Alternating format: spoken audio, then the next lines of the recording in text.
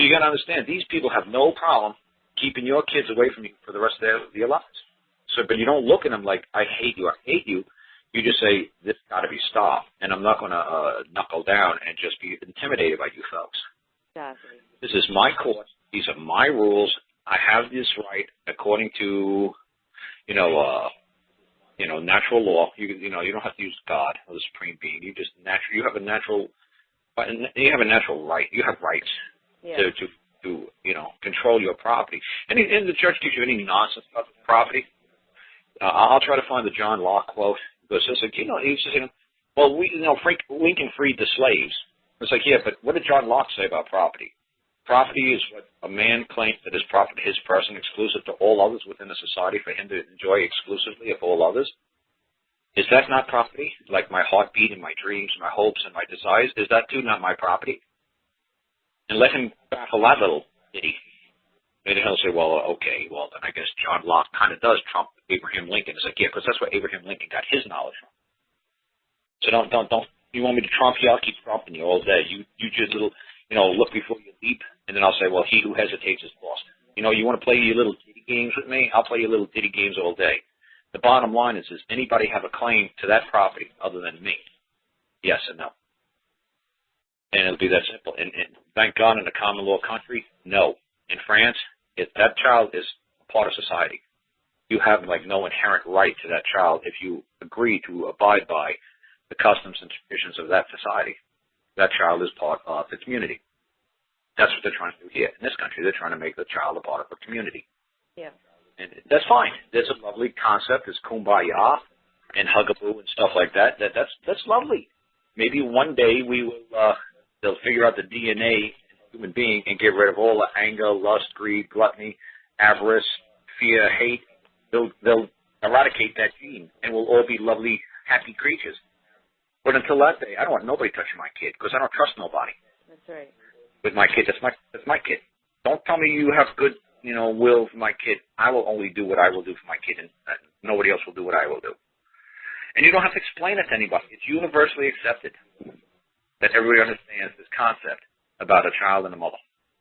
Yeah. So you don't have to go about that. But what I would do if I was you, establish the rules of court, give them in the form of a notice, explain that the honest court is going to be holding a preliminary hearing for the return of the property, and if there's any claims that come forward, the trial by jury date will be set 1 week from now. And there you go. And if nobody comes forth with a claim for the possession of this child, this man in the black robe before us, who's ever going to sit before us for a representative of this venue, a representative of this, whoever the court clerk assigns to sit before us, he's going to take he's going to be witness to what occurs today, the event, that nobody came forth with a claim, and that my order for the property, 1, 2, and 3, 4, also known as children, are to be returned to its original place of origin by 1 a.m. And then once you get that order, then you go to, well, I don't know if you folks have sheriffs in the Mounties, then you could bring that order down to the sheriffs in the Mounties and say, help me regain my property. Right, here it would be the sheriff. Right, because like I said, if they say you want to do something similar to what you folks call a writ of attachment or writ of sequestration, that's fine. But a writ of sequestration is more like saying, if you really thought MOSD folks, whatever the people out there, the social service people are hurting your children, you could move for a writ of sequestration and say, I want those children, my property, removed from those people because I think they're in great danger and harm. And if you could, can you relocate them? If you don't want to put them in my custody and care, can you please bring them over to a Catholic orphanage? Because I trust those people more. You see what I'm saying? That's a writ of sequestration. I'm not saying you're doing this for you. I'm just making this available for ideas of other people to use in the future. Not this isn't for you alone. I'm just saying, throwing it out there for other people who might listen to this stuff. That's right. What the different options are that are out there that are available.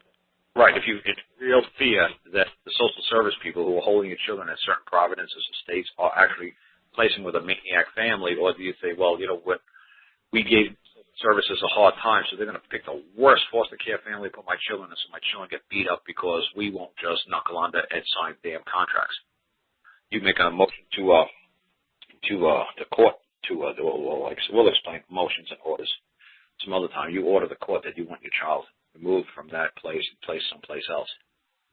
And we'll do that some other time. Somebody wants to talk about a writ of attachments or writ of sequestrations, and we'll do that some other time. But your big thing was when you walk into court, how you act, set up the rules, say why I'm sitting on the left, because it's just custom to you people so you don't freak out the guys taking over the right-hand table with them. We will sit at the left-hand table. But at no time do you think that I'm not prosecuting a claim, that property is mine, and regardless of where I'm seated, the fact remains, if a claim doesn't come forth before this court by 10 a.m., the clerk, the magistrate is to recognize and witness to the court clerk that she is to stamp our orders and to deliver upon us. And then you can do whatever you want with that order. You can go down to the sheriff's department and say, well, I got an order. If the sheriff says, well, you know what, we like writ of attachments, so why don't you go get us a writ of attachment? Or, like a warrant in debt, go get a warrant for us and we'll go get it. And then I'll explain to you a little bit about bonds and stuff like that. Yeah. Right now you don't really need to know all that stuff. So this was just basically how to act when you walk into the court and how to just kind of try to get away from all that crazy, should we stand up, should we rise, should we speak, should we not speak? And like I said, the best thing to do is you give them the rules. As long as you give them the rules prior to being there, everybody knows what's going on. And it's like, sir, did you not read rule number 2? What? If anybody's making a claim, they could bring the claim forward to me. Or they could hand their claim to the bailiff, and the bailiff could hand you a copy, and the bailiff could hand me a copy. Why am I not getting a copy of the claim? I'm going to be the one who's going to judge whether or not we're going to share this property. And if I choose not to share this property or the proposal that they're throwing across the table at me, I'm going to say, you know what, we've reached an impasse, and now we have a matter of controversy that is going to be standing for all times, again, between us. So we are going to have to move this before a trial by jury. And does everybody have a problem with us being here next week, same time, and getting the jury convened and let the show get on the road? Anybody have an objection to that? Because, like I said, court's open 24 hours, 7 days a week. You could hold trial by jury at 3 o'clock in the morning. There's really nothing they can do about it. I did that to a judge. Tommy said, oh, Carl, please, let's be reasonable about this. He says, can we convene in 14 days? I said, well, let me tell you what. How about we do it in 30 days? He said, 30 days? He said, I thought you said court was open 24/7, 365. I said to the judge, if I call you up at 1 o'clock in the morning, what happens? He says, I'm supposed to call the state's supposed to convene, we're supposed to come down here and hold trial. I said, that's right. He said, Carl, please, can we be reasonable about this? I said, what do you propose? I said to the judge, the hearing officer, what do you propose? He said, how about 14 days? Give me 14 days because I live pretty far away from this county. He was coming up from Montgomery, a Bibb County down there by Montgomery. He said, can you give me a little heads up? How about 14 days? I got things to do in my courthouse. I said, okay. So I said, how about I give you 30 days? He says, wow, that's great. 30? He says, that's very reasonable. I said, buddy, I got to come from Virginia. I got to lock up a farm. I can't be here at 1 o'clock just because I wake up and say, oh, the King's convening court. It's 1 a.m. Everybody chop, chop. I said, I still got to drive 600 miles to get here. I said, so believe me, 30 days is fine by me. He's like, oh, well, God bless you. At least you're reasonable about this. See, when you really know the rules of the court and that who's running the court and that you're the prosecutor and you're the king or queen, you're the one who's calling the rules. And they have a certain established set of rules. Court is open 24 hours. Well, here in America, here in the United States, it's 24/7, 365. So I don't know what it is in Canada, but these are the rules that are well established, and you can find it in every single constitution or every single code book in all these states. It always says the same thing. Courts are never closed. So they might just make a simple word like that, courts are never closed. That doesn't, so when you say, well, the door closes at 5 o'clock and what, you could always go to the sheriff's department. He'll ring up a magistrate. The magistrate will come down, and you can conduct court in front of the magistrate. He's a witness that you brought the claim at 2 o'clock in the morning. Or that you're filing a criminal complaint that somebody broken into your husband, busted your nose. The magistrate will wake up and come down and take your claim. The sheriff will go arrest your husband at 2:05, and there you go. Yeah. Then when the clerk of the court opens up for business at 9 o'clock, the magistrate will just hand you the paperwork. Say, this is what happened last night while you were sleeping. file it, put it, give it a case number, routing number, whatever you want to wish to do, court clerk, and I'm going back to bed. So is there any other questions you really had about Wednesday? No, I think that really helps kind of clarify the process. So what would we title our notice that we're sending to outline the rules that we're Notice. Notice. Just a notice, okay. All lowercase. Notice. Notice. And underneath this, say notice of, and then say our notice, and then underneath it, you could do I like to do it, rules of court. You could make rules with an uppercase R and court with an uppercase C, because what you're saying is, by doing one uppercase like that, you're saying you believe court has duties, responsibilities, and obligations. You're saying the court has no rights, but what you're saying is the court has duties, obligations, and responsibilities. So when you say rules, you're saying that we have no rights, but what we have is duties, obligations, and responsibilities to abide by our own rules. Like if we operate outside of these rules, you make the king and queen aware that we're operating outside of our own parameter and rules that we establish for this court, and you could hold me in contempt of court. You see what I'm saying? That's right. You could be held in contempt of your own court. So that's why, like I said, make notice in lowercase, but I'd make the rules of court, rule uppercase R, and C uppercase C. Mm-hmm. And then, when you do the on-nest court, like I said, you could do it in all lowercase like that if you want to, because you believe you have exclusive rights to everything within that on-nest court. The on-nest court could be all lowercase, that's fine. Okay. Can you spell the on-nest court? Yeah. Mm-hmm. Oh, yeah, and then every time you want to refer back to the on-nest court, just say Fed court, S-A-I-D court. That way you don't have to keep saying on-nest court, on-nest court, keep saying said court. And how do you spell the on-nest court? What's your last name? Oh, you were using our last names. Okay, yeah, so the Arsenal court. Okay, well, you wanted everybody to know Arsenal. Okay. That's what I was saying on this, kind of figuring that you you knew what I meant. So, okay, if anybody's listening to this call, you use your last name. Because if you look at any Supreme Court rulings, like Hale versus Hinkle, it'll say, in the Hinkle court, the lower court decided this. And then it moved up to the Circuit Court, the Court of Appeals in New York, and in the Hinkle Court at the Court of the New York Superior Court and New York Supreme Court, the New York Supreme Court in Hale versus Hinkle ruled that the accountant for the banana fruit company, Mr. Hinkle, was denied. So Mr. Hinkle now has brought it before the Supreme Court. So the Hinkle Court has now moved into the Supreme Court of the United States.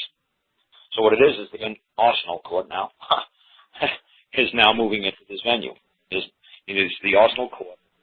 So what you folks will call the Arsenal Court, and then you can put the word at, and then say what court are you actually appearing in, like the New Brunswick District Court? Court of Queen's Bench. Okay, is that all it's called? Is it called the New Brunswick Court of Queen's Bench? We actually called it the Jacinthe and Jonathan Court. Okay. In our paperwork. What I'm saying is, what do they like to title or stylize on their letterhead? How do they like to address themselves? They refer to it as the Court of Queen's Bench of New Brunswick.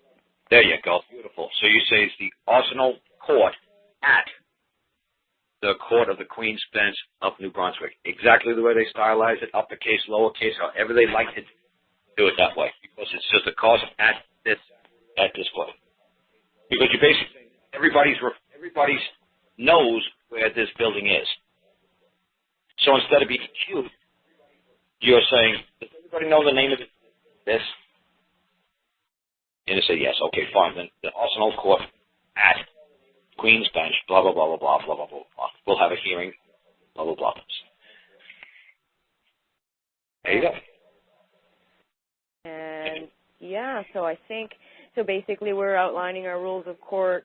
We're the prosecutors. We need the minister to come forward to press for a claim on the record if he has one. You leave it vague. You don't say you don't say any. You say we are accepting any and all claims. You don't really use prosecutor, because prosecutor means you're just a hunter. You know you're a hunter. Okay. So it's like to hunt for deer or something like that. I don't have to say Carl the hunter. You see what I'm saying? Mm-hmm. You don't have to keep defining yourself as a prosecutor. So all you have to do is say the on-nest court is accepting all claims to property 2, 3, and 4, see exhibit, whatever. And then you can even put their lovely birth certificates and anything else you want to do. That's fine. Okay. But to say the property known as 1, 2, 3, 4, see exhibit 1, 2, 3, 4. That's fine. And say we're accepting all claims, and may all claims and we accept all claims from 9 o'clock to 10 o'clock. And it's just simple like that. Don't direct them personally, because what you're trying to establish is people on the right-hand side who don't even exist. They're phantasmagorical, whatever apparition that somehow believe they have an opinion or a voice that should even be heard. You see what I'm saying? Yeah. You're trying to make it like they don't even exist. I don't even know where these people get their authority, power, jurisdiction. I don't understand why these people are in this building at this time. I have no idea what makes them think they could do what they're doing. So you see what I'm saying? That's right. You're trying to basically, talk to the hand. I don't even know what you are. I have no. You're just some rule book that sprang out of the ground 2 years ago. My kids are alive a lot more. There's agencies on this planet. That's right. See, so that's try to be vague about who's making the claim. You see what I'm saying? Okay. So we're basically, our rules of court, when we lay them out in the notice, we're accepting all claims from, say 9 till 10. And, if nobody brings forth any claims by 10 o'clock, then we want the judge to basically record that the other party didn't show up, nobody pressed a claim against for their kids. Instead of saying the judge, say the representative of the court clerk's office. He's going to be a representative of the court clerk. Who's ever been assigned to the court's office is to witness that no claims have come forth. Okay. And that he or she is to take their witness and take my order and present it to the court clerk and have the court clerk file it and return it to me as a witness that no claim has come forth. Perfect. There you go. You want to get away from looking at him as a judge. Like, this isn't a beauty contest. This isn't American Idol. He's not the judge. That's right. And if the magistrate, the guy in a black robe, says, no, ma'am, I'm sorry, but the MSO Social Services did bring forth a claim, so we can't bring this to the court, and we can't have your order stamped and filed at this time. So good. Then you read the rule. If you believe, if the assigned person, the court clerk's office, at this time believes that there is a claim before this court, a counterclaim to our claim, then we want the trial by jury set up as soon as it's available room in this venue to see the jury. And we say we'll come at midnight. We don't. And don't care what time it is. Right. They'll understand. This court is closed. You can put that. Court is never closed, and I'm sure you can.